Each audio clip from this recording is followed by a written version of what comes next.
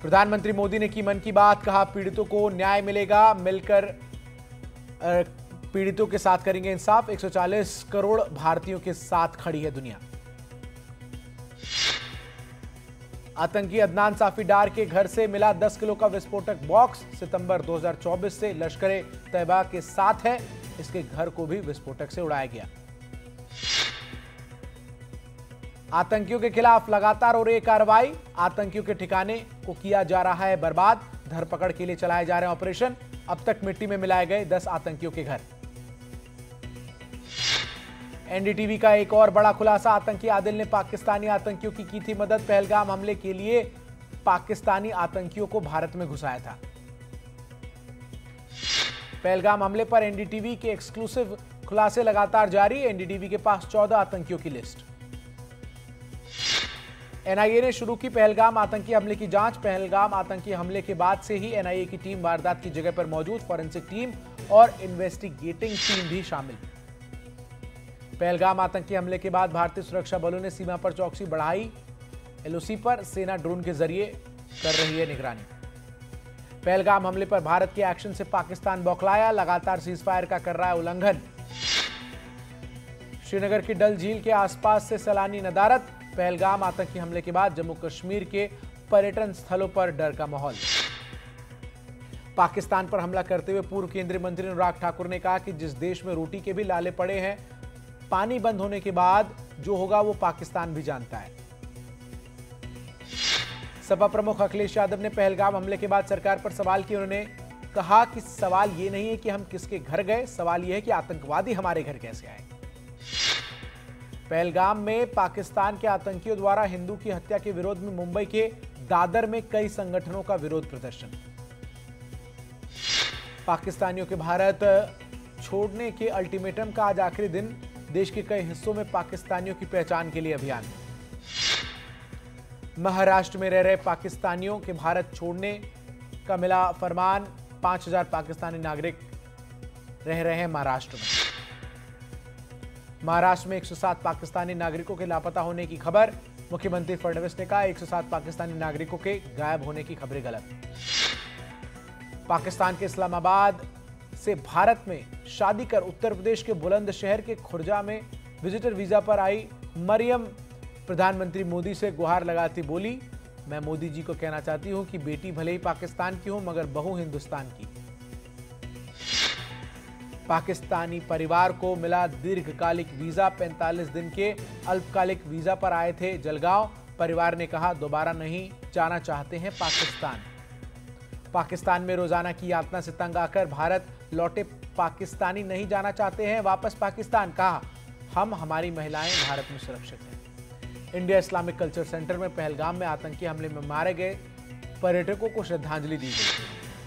पाकिस्तान के प्रधानमंत्री शहबाज शरीफ ने एक बार फिर गीदड़ भभकी दी है और कहा है कि वो सभी तरह के निष्पक्ष, पारदर्शी और तथ्यपरक जांच में हिस्सा लेने को तैयार है। साथ ही एक बार फिर इतने बड़े हमले के बाद शहबाज शरीफ ने कश्मीर का राग अलापा। पहलगाम हमले के विरोध में शिवपुरी में वक्फ कमेटी ने किया विरोध, आतंकवाद का फूका पुतला, सरकार से आतंकवाद के खिलाफ कार्रवाई की मांग की। सरकार ने एयरलाइनों को हवाई क्षेत्र प्रतिबंधों के बीच यात्री हैंडलिंग उपायों को लागू करने का निर्देश दिया ताकि यात्रियों की सुविधा, सुरक्षा और नियामक अनुपालन सुनिश्चित किया जा सके। पंजाब के फिरोजपुर सेक्टर में एक बीएसएफ जवान गलती से अंतर्राष्ट्रीय सीमा पार कर पाकिस्तान चला गया था, जिसके बाद पाकिस्तानी रेंजर्स ने उसे हिरासत में ले लिया। इस बात को अब 80 घंटे से ज्यादा हो चुके हैं, लेकिन अभी तक जवान के वापस आने की उम्मीद नहीं दिखी है। प्रयागराज के शिक्षा निदेशालय में लगी आग पर काबू पा लिया गया है। प्रदेश में एडेड स्कूलों से संबंधित कुछ फाइलें जली, किसी के हताहत होने की जानकारी नहीं। ग्वालियर में 4 गांवों में लगी आग, चपेट में कई परिवार, 4 लोग झुलसे, 8 घंटे की मशक्कत के बाद आग पर काबू पाया गया। सतना के खामा खुजा में किसान के राह में शॉर्ट सर्किट से लगी आग, राह में रखा 10 ट्रॉली भूसा और 10 क्विंटल गेहूं जलकर हुआ खाक। धार के कुक्षी में खेत में लगी आग, मक्का की लगभग 35 ट्रॉली फसल जलकर हुई राख, किसानों को हुआ लाखों का नुकसान। भीलवाड़ा की एक फैक्ट्री में लगी भीषण आग, 3 दमकल की गाड़ियां मौके पर मौजूद, आग बुझाने की कोशिश जारी। मुंबई के ईडी ऑफिस के एक इमारत में लगी आग, दमकल की कई गाड़ियां मौके पर मौजूद, आग पर लगभग काबू पाया गया। अहमदाबाद में अवैध तरीके से रह रहे अप्रवासियों के खिलाफ अभियान, 400 से ज्यादा संदिग्ध अप्रवासी पकड़े गए। गुजरात के वडोदरा में 5 संदिग्ध बांग्लादेशी घुसपैठियों को हिरासत में लिया गया। छत्तीसगढ़ और तेलंगाना की सीमा पर नक्सलियों के खिलाफ बड़ा ऑपरेशन जारी, बीजापुर में 10,000 जवानों से घिरी नक्सली बटालियन, हिडमा, देवा और दामोदर जैसे बड़े नक्सली भी घिरे। कथित 3,200 करोड़ रुपए के शराब घोटाले के मुख्य आरोपी ने कबूल किया है कि पूर्व मुख्यमंत्री वाईएस जगनमोहन रेड्डी ने उसे एक आबकारी नीति तैयार करने के लिए समर्थन दिया था। भोपाल गैंगरेप केस में पन्ना से एक आरोपी गिरफ्तार, कुल 3 आरोपियों की अब तक हो चुकी है गिरफ्तारी, 3 आरोपियों की तलाश जारी।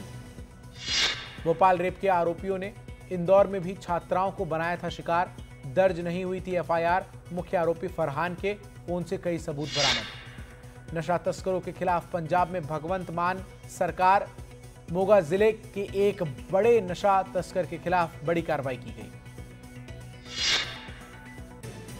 भारतीय टीम के मुख्य कोच गौतम गंभीर को धमकी भरे मेल भेजने के मामले में केंद्रीय जिला पुलिस टीम ने बड़ी सफलता हासिल करते हुए आरोपी की पहचान कर ली है। बुलेट ट्रेन परियोजना के लिए गुजरात में NH 48 पर 100 मीटर लंबे 2 स्टील ब्रिज का पहला 100 मीटर स्पैन लॉन्च किया गया।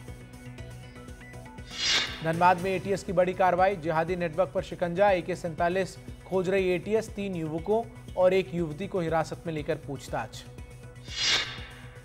छत्तीसगढ़ में माओवादियों की गुफा मिली है, गुफा में पानी के साथ साथ विश्राम की भी सुविधा। पेड़ से टकराई श्रद्धालुओं से भरी स्कॉर्पियो गाड़ी, हादसे में 3 महिला श्रद्धालुओं की दर्दनाक मौत, 2 बच्चों समेत 7 गंभीर रूप से घायल।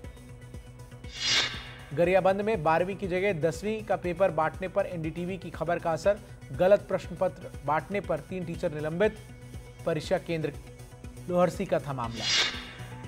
इंडियन नेवी ने अरब सागर में तैनात युद्धपोतों से कई एंटीशिप मिसाइलों का किया परीक्षण, अभ्यास में ब्रह्मोस का भी हुआ इस्तेमाल।